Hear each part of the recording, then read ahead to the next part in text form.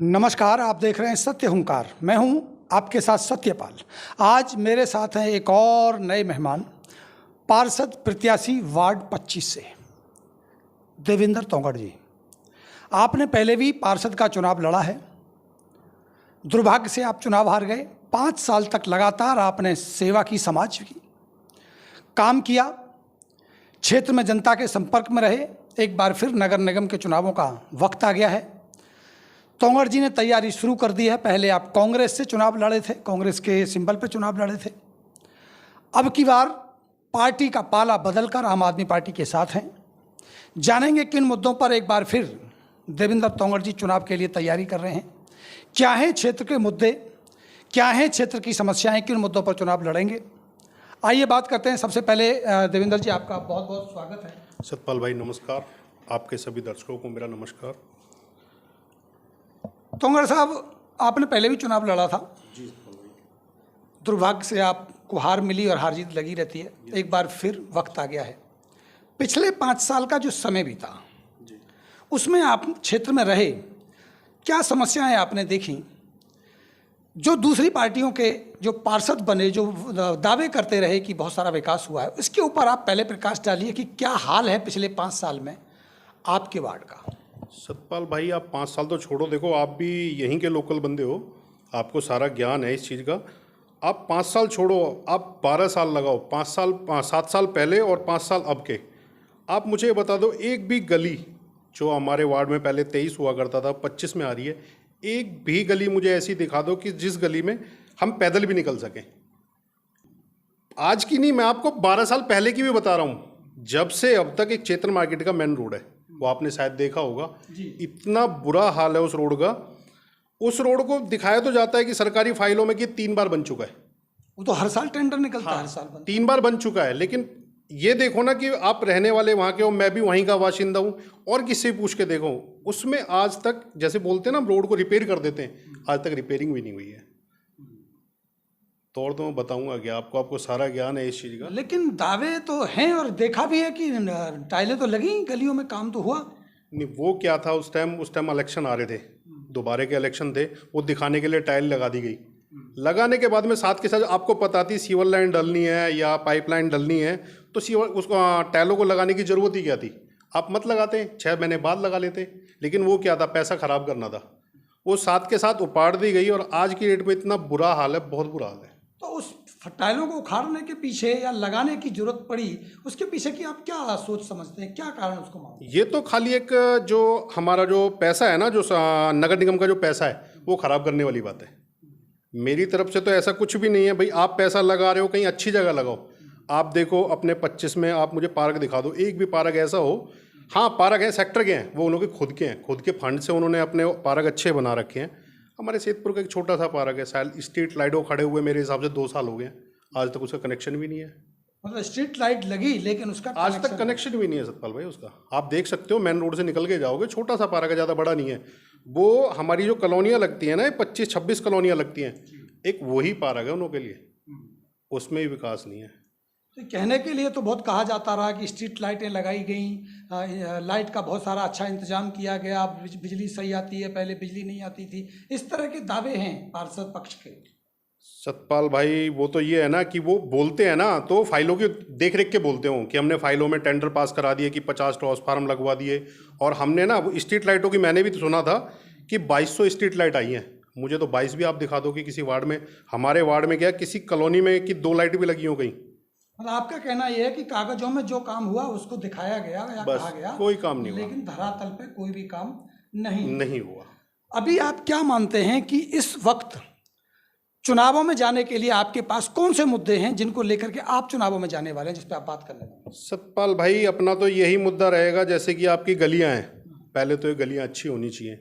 Public जो निकलती है, बच्चे स्कूल जाते हैं, हम भी जैसे जॉब पे जाते हैं, उस पर भी परेशानी होती है, ना निकलने का रास्ता है ना कुछ है।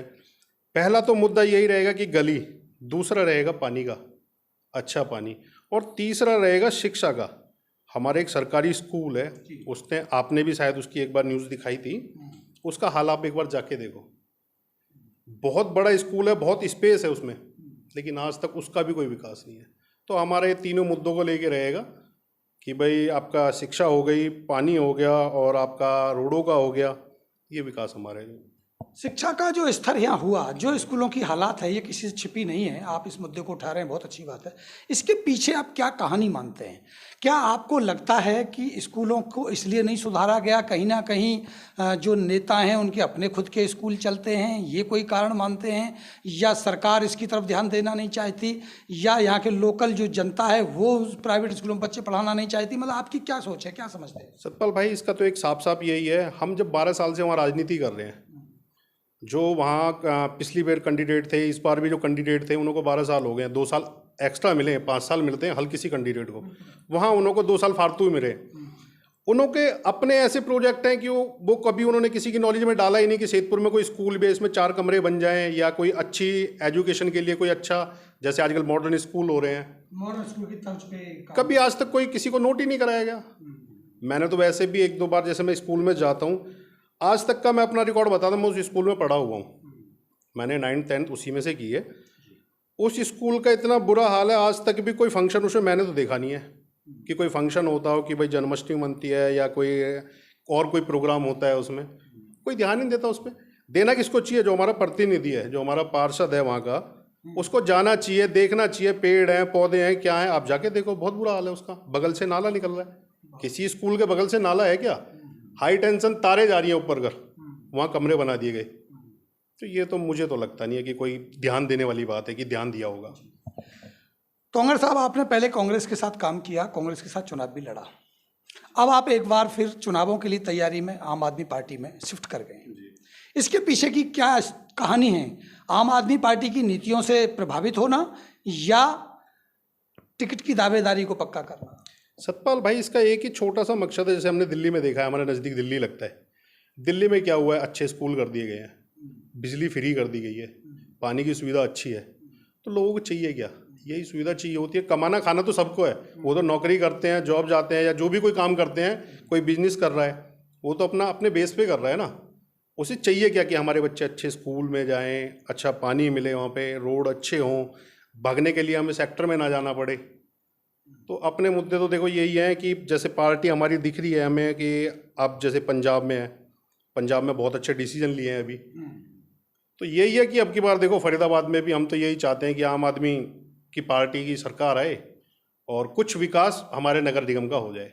मतलब आपको लगता है कि आम आदमी पार्टी की जो नीतियां दिल्ली में जो आपने देखा है, उससे प्रभावित होकर आपने आम आदमी पार्टी को ज्वाइन किया? जी सतपाल। अब सबसे आखिरी और सबसे महत्वपूर्ण सवाल, जी, चुनाव लड़ना आप पहले भी लड़े और आगे भी लड़ने की आप इच्छा रखते हैं और रखनी भी चाहिए। अगर आम आदमी पार्टी आपको टिकट नहीं देती, आपको चुनाव नहीं लड़ाती, उस हालात में भी क्या आप आम आदमी पार्टी के साथ बने रहेंगे, या छोड़ के किसी और पार्टी के साथ, या निर्दलीय चुनावों में जाएंगे? देखो सतपाल भाई, हम जैसे पार्टी में हैं तो हम पार्टी के एक सिपाही हैं। हमारा फर्ज है कि पार्टी के लिए काम करना। अब वो टिकट देना ना देना वो हाईकमान का काम है। अगर वो टिकट देती है तो बिल्कुल मैं तैयार हूँ। अगर वो लगती है कि भाई हाँ देवेंद्र तोंगड़ इस लायक नहीं है, किसी और को टिकट देती है, तो उसका अपने को कोई दिक्कत नहीं है, हम सपोर्ट करेंगे उसकी। मतलब आप आम आदमी पार्टी से जो प्रत्याशी आएगा आप उसका समर्थन करेंगे, और आपको टिकट मिलेगा तो आप उस जिम्मेदारी को निर्वहन करेंगे। बिल्कुल सतपाल भाई। चलो, यही थी आपके साथ वार्ता। बड़ी ही बेबाकी से आपने अपने सवालों का जवाब दिया, और वाकई जो वार्ड में हालात हैं विकास के, वो गंभीर हैं। भ्रष्टाचार का मुद्दा भी है, मुद्दे बहुत सारे हैं। एक बार फिर हम और कुछ और लोगों के साथ बात करेंगे, एक बार फिर दोबारा से देवेंद्र तोंगड़ जी से बात करेंगे आने वाले समय में।